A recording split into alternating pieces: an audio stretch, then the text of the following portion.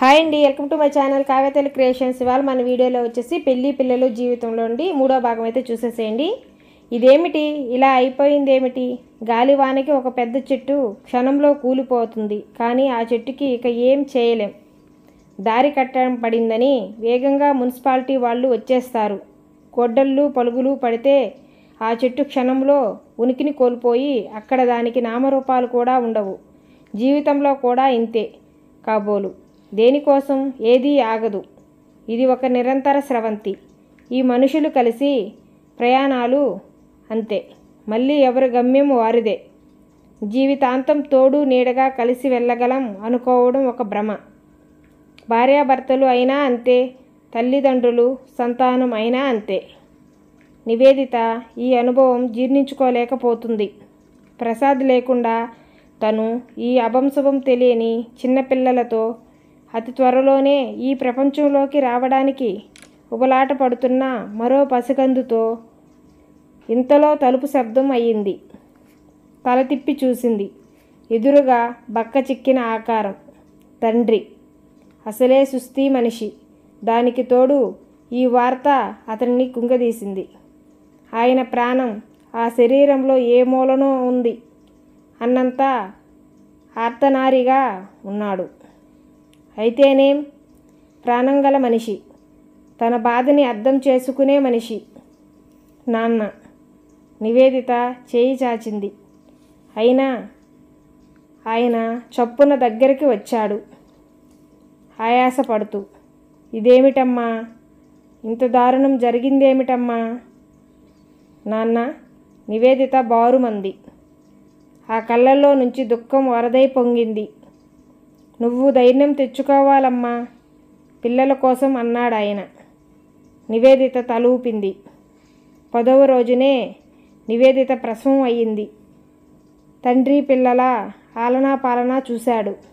భర్త పోవడం, పిల్ల పుట్టడం అతి త్వరగా జరిగిపోయినాయి. ఒక జీవి నశించడం, మరో ప్రాణి ఉద్భవించడం ఒకే వారంలో తన ఇంట్లో తన జీవితానికి ఆలంబన లాంటిది. పెలపెలా విరిగి కూలిపోయింది. మళ్ళీ ఆ శిథిలపు ముక్కలని పెనవేసుకుంటుంది మరో చిన్నారి బంధం.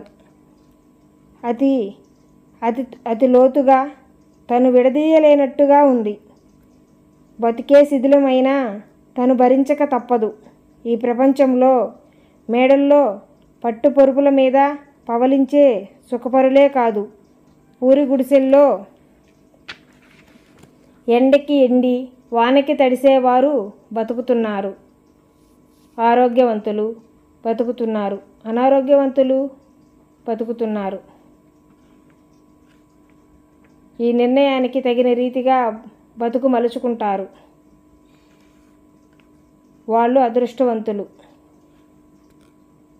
కానీ కొంతమంది ఏమిటి, చాలామంది భగవంతుడు ప్రసాదించిన ప్రసాదంలా తమకు దొరికిన జీవితం జీవిస్తారు. వాళ్ళు సామాన్యులు. వాళ్ళకి ఇష్టాలతో ప్రమేయం లేదు. బతకడమే వారి పని.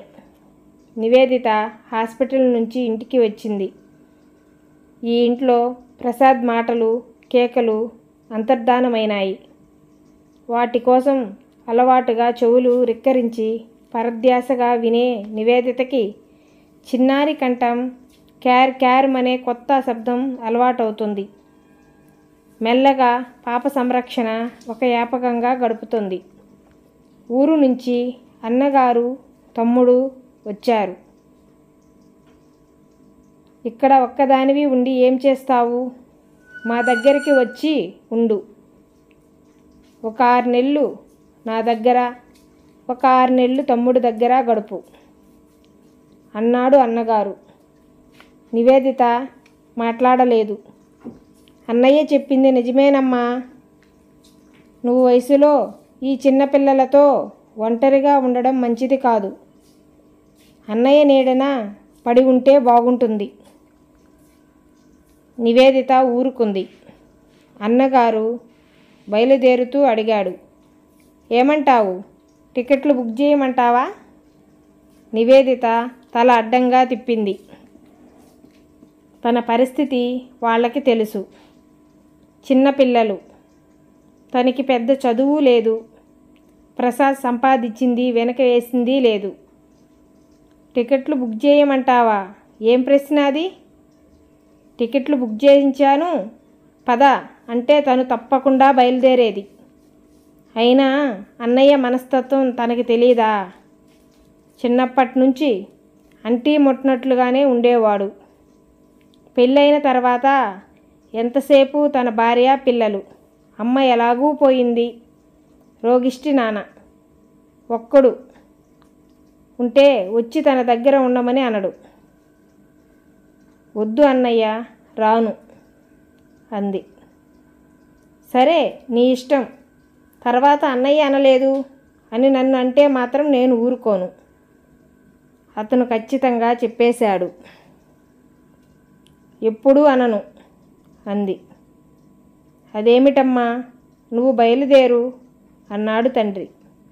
వద్దు నాన్న, ఎప్పటికైనా నేను ఒంటరిగా బతకాల్సిన దాన్ని. అది ఇప్పటి నుంచే మొదలు పెడితే మంచిది. నేను ఈ 3 పిల్లలు ఎక్కడ ఉన్నా వారిని ఇసిగించడమే అవుతుంది. కష్టమో నష్టమో నా పిల్లలు పెద్దయ్యే వరకు ఇది నాకు తప్పదు. కానీ డబ్బు అన్నాడు తండ్రి. అదే ఏదో ఒకటి ఉద్యోగం చూసుకొని వాళ్ళను పోషించుకోవాలి. తమ్ముడికి నువ్వంటే ఇష్టమేగా, వాడి దగ్గర ఉండు. నీకు తెలియదు నాన్న, వాడి ఇష్టం అలాగే ఉండాలి. నా కాపుర భారం వాడి మీద పడేస్తే అది కాస్త చచ్చిపోతుంది. ఆడపిల్లవి, ఒక్కదానివి. అదుగో బేలాతనం నూరు పోసే మాటలే వద్దన్నానా? నాన్న, అన్నయ్య వాళ్ళ సంసారం నిలదొక్కుకోవడానికి ఎంత కష్టపడ్డాడు. తమ్ముడు ఉద్యోగం కోసం దూరదేశం వెళ్ళిపోయాడే. వారికి మాత్రం నీ దగ్గర ఉండాలని ఉండదు. కానీ వారి జీవిత అవసరాలు అలాంటివి. ఆడపిల్లవేమిటి, మగపిల్లాడేమిటి, జీవితంలో బాధ్యత మీద పడేస్తే ఇద్దరూ ఒక్కటే. నా అదృష్టం బాగానే ఉంటే ఆయనకి అలాంటి ప్రమాదం వచ్చేది కాదు. నన్ను ఇంకేమీ అనకు, నేను ఎక్కడికి రాను ఖచ్చితంగా చెప్పేసింది నివేదిత. అన్నదమ్ములు వెళ్ళిపోయారు. పెద్దనాన్నగారు ఉత్తరం రాశారు. గోపాలరావు గారికి ఆడపిల్లలు లేరు. శాంతిని పెంచుకుంటారట. ఇచ్చేయి, నీకు ఒక ఆడపిల్ల ఉందిగా, లోటు ఉండదు. నివేదిత జవాబు రాసింది. నా పిల్లల్లో ఎవరికి ఇవ్వను. వాళ్ళను వదిలి క్షణం కూడా ఉండను. నేను బతికేదే వాళ్ళ కోసమే. అన్నగారు మళ్ళీ జవాబు రాయలేదు. తండ్రి నివేదిత దగ్గరే ఉండిపోయాడు. పిల్లలిద్దరికీ సరైన పోషణ జరగటం లేదు. ఆర్థికపరమైన ఇబ్బందులు కృంగదీస్తున్నాయి.